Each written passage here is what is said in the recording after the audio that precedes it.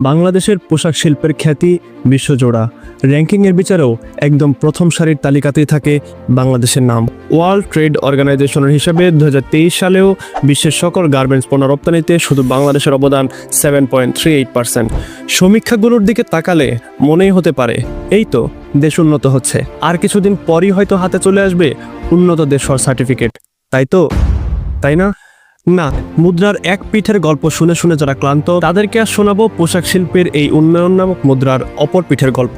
2019 সালের হিসাবে ইউরোপীয় ইউনিয়নের অন্তর্ভুক্ত দেশগুলো 154 বিলিয়ন ইউরোর পোশাক আমদানি করেছে, যেখানে 50% পোশাকই আমদানি করা হয়েছে এমন দেশগুলো থেকে যেগুলো ইউরোপীয় ইউনিয়নের সদস্য নয়, টাকার অঙ্কে যা 80 বিলিয়ন ইউরো। ইউএস এর টেক্সটাইল ডাটা ইম্পোর্ট অ্যানালাইসিস করলে আমরা দেখতে পাই আমেরিকার টপ সাপ্লায়ারের তালিকায় আছে বাংলাদেশ, ভিয়েতনাম, ভারত, মেক্সিকোর মতো দেশ, এবং তারা 98% পোশাকই আমদানি করে থাকে, নিজেরা তৈরি করে মাত্র 2%।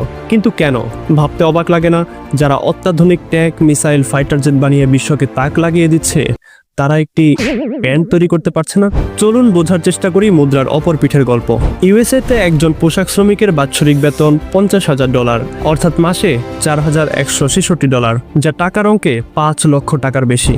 একইভাবে ইউরোপীয় ইউনিয়নের অন্তর্ভুক্ত দেশগুলোতে একজন পোশাক শ্রমিকের বাৎসরিক ইনকাম 34,000 ইউরো বা 48 লক্ষ টাকা, যা কিনা প্রতি মাসে 4 লক্ষ টাকারও বেশি। অন্যদিকে বাংলাদেশি পোশাক শ্রমিকদের বেতন মাসে 12,000 টাকা, এমনকি পূর্বে এই বেতন ছিল মাত্র 8,000 টাকা, যা কিনা ভিয়েতনাম, চায়না, এমনকি ভারতের চেয়েও কম। শুধু কম মজুরি একমাত্র কারণ নয়, আর একটু গভীরে গেলে উঠে আসবে চোখ কপালে ওঠার মতো তথ্য। শুধুমাত্র এক জোড়া জিন্স প্যান্ট তৈরি করতে লাগে 7,250 লিটার পানি, যা কিনা 4 জনের একটি পরিবারের 20 দিনের ব্যবহৃত পানির সমান। যার ফলে আমরা দেখতে পাই শিল্পাঞ্চলগুলোতে পানির স্তর খুব দ্রুত নিচে নামছে। দ্য ডেইলি স্টারের তথ্য মতে 1996 সালে ঢাকায় পানির স্তর ছিল 25 মিটার নিচে, 2023 সালে জাগিয়ে ঠেকেছে 75 মিটারে।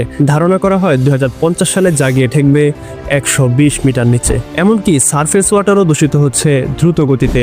বাংলাদেশের 31টি সারফেস ওয়াটার পরীক্ষা করে এর 27টিতে পাওয়া গেছে PSF নামক বিশ্বব্যাপী নিষিদ্ধ রাসায়নিক পদার্থ। গ্রিনহাউস গ্যাস এমিশন ডাটা পর্যালোচনা করলে দেখা যায় শুধু 2021 সালে বাংলাদেশ অবমুক্ত করেছে 224 মেট্রিক টন কার্বন ডাইঅক্সাইড। 1990 সাল থেকে হিসাব করলে যা প্রতি বছর বাড়ছে 2.9 হারে।